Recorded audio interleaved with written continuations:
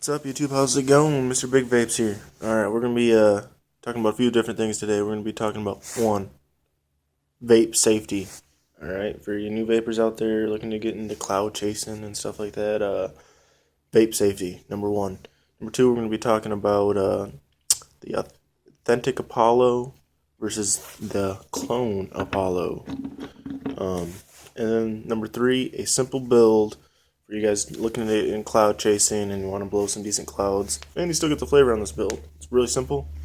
But alright, vape safety. It's very simple. The math is very simple. It's volts divided by ohms equals amps. Alright? Volts divided by ohms equals amps. Number two, you want to get yourself a good battery. Alright?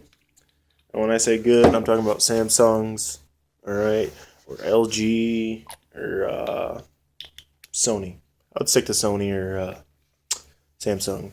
Don't go out buying those junk eFest batteries that those shops are trying to sell, because they're getting them for dirt cheap, $3-4 a piece, and selling them for $10-12. Don't go out and buy those junk batteries that, oh, it says it has a 30 to 35, even 40 amp max just continuous discharge rating. It's a bunch of garbage. It's not true. All right. Now with the eFest, just that company, they buy cells. I wouldn't say they're bad, but they buy cells from Sony, LG, Samsung, and they rewrap them. And those cells didn't meet the specifications of LG, Sony, or Samsung. They didn't meet their requirements for their batteries. So eFest buys them up on a good deal, rewraps them with their eFest pretty looking purple battery logos, and puts a 30-35 amp max continuous discharge rating on them. Garbage. Alright, let me take a vape real quick.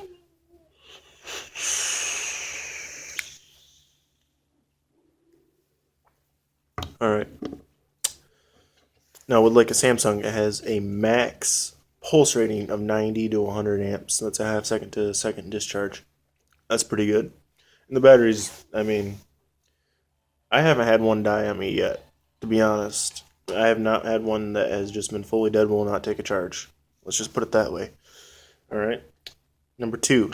Again, back to vape safety. Volts, ohms, equals amps. Alright. Volts divided by ohms equals amps. Alright. Stay in between, if you're new, stay in between 20 and 50. Alright. On a 0.1, you're pushing 37 amps, not counting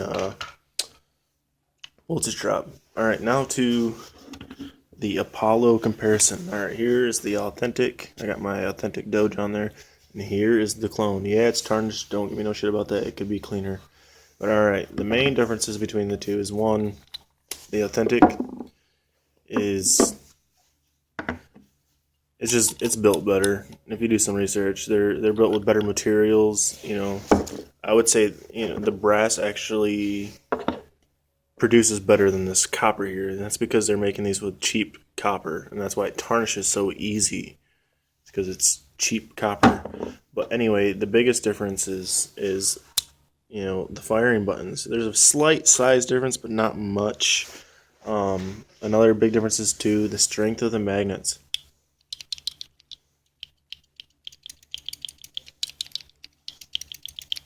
All right, on the authentic, I can stick my mech mod on the side of my fridge or my toolbox, and it'll stay there horizontal with my Addy on there. All right. Now with the clone, I go to stick that thing on there without an Addy on there, and it'll slide right down, if not fall off. All right. Strength of the magnets. The biggest difference in quality is those lock rings in there. All right. Now if you see on the clone, they put a little bit too big of a lock ring in there. They could have done a little bit better job. They got a good size lock ring, or the correct size lock ring on there. And what happens, and I've had this happen to me, is they'll start to stick and rub against that lock ring. And you don't want that. You don't want your firing button to get stuck and wedged in there. And I didn't have that happen to me, but it did start to get sticky, so I adjusted it and got it to, you know, run better. But anyways, if that button locks up on you, you're going to be sitting there trying to hurry up and twist your Addy off while it's burning hot so it doesn't blow up on you or vent. On this, they have the correct size lock ring, and as you can see, it doesn't overhang the firing button. This one overhangs the firing button. Alright, now that's the biggest difference. On the hybrid connections, the threads are just built better on the Authentics. This one isn't bad if you're looking for an entry-level mod. I would definitely recommend the FU Hatton. I mean, I would. It's pretty good. You just keep in mind about that firing button. Keep an eye on it. You don't want it to get stuck open. And hopefully your battery does what it's supposed to do. And vents. If you're not going to get this, look for something with I want to get copper either. Get something that's either coated, because the copper tarnishes way quick on these clones. Get something that has a good size vent hole so your battery does what it's supposed to do. You don't want to be holding a hand grenade. Alright, now for your cloud chasers out there looking to get some clouds. Alright, there's a few things you want to keep in mind. One, build. More importantly, how you wick it, and even more importantly, airflow. Let me take a vape.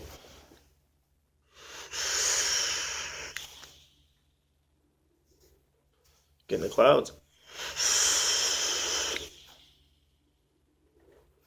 That's not even me practicing technique. That's just me chilling and vaping. There's a lot on technique too that you can do some research on, but for a simple build, you're getting a cloud chasing. What you probably got when you bought your Addy is a horizontal dual coil. I don't know if it is a sleeper or what. They probably just tossed in two different visual coils, but you probably got a horizontal build. This is an angle build. Alright. Now the difference between a horizontal coil and an angled coil is airflow. On a horizontal coil, you get a pouch of cotton here that blocks your two posts. In between your two posts is there, and you get a pouch of cotton there. If you do it right, you don't want to put a bed of cotton underneath your coil, because that's the only airflow to get up underneath the coil that you have, and it still gets blocked by the center post. So if you do have a horizontal build, don't sit there and put a bunch of cotton underneath your coil. You're blocking the only airflow that you have. Now with this angle build here, see, I get airflow right there in between the post, right there in between the post, and behind the coil. All right, and I got a top fed pouch of cotton there, and underneath. All right, that's what you want for maximum airflow. And with having these top pouches too, it kind of, you still have the airflow, but it kind of condenses the vape in there. It really does. Alright, now this build is a 20 gauge 6 wrap sleeper build. That's one strand. If you want me to do a tutorial on how to do this, it's very simple. It's not 100% simple. There's just a trick to doing the, on all sleeper builds. There's a little secret to doing the second coil. When I started doing it, I was struggling pulling the wire all the way out and around my screwdriver, trying to tuck it back in, pulling it out and around on every wrap, and you just get a junk coil when you're all said and done. What you want to do on the one that you have to do on the deck is you want to start wrapping you want to pull it out from your deck and wrap your first 1 or 2, maybe even 3 or 4 wraps. All right, wrap those first ones nice and tugged and tight, and then start wrapping towards your deck.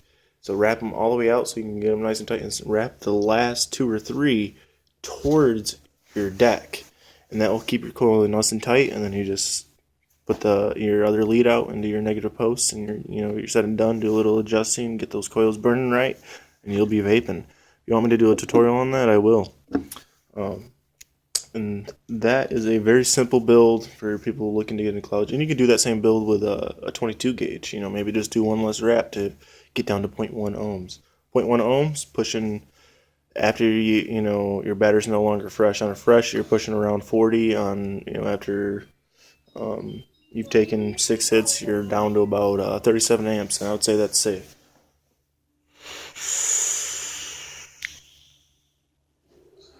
And you get the cloud protection. Biggest key is airflow too. You want something with some decent. You want an Addy with some decent airflow. At least I would recommend the Doge, even if it's the clone, because I have that too. With the clone, you just want to be careful like especially with the center posts, they didn't make them that well. If you really tug on them all the time, you'll definitely snap that center post out and got to rebuild it. So just be careful with that. This one you don't have any issues. But airflow, you want something with some decent airflow. I would recommend the Doge V2, and how you build it is very important. Where your cotton is at, how much cotton. You don't want too much cotton. And I would recommend these angle builds. Horizontal works, but you just get way more airflow on the angles there.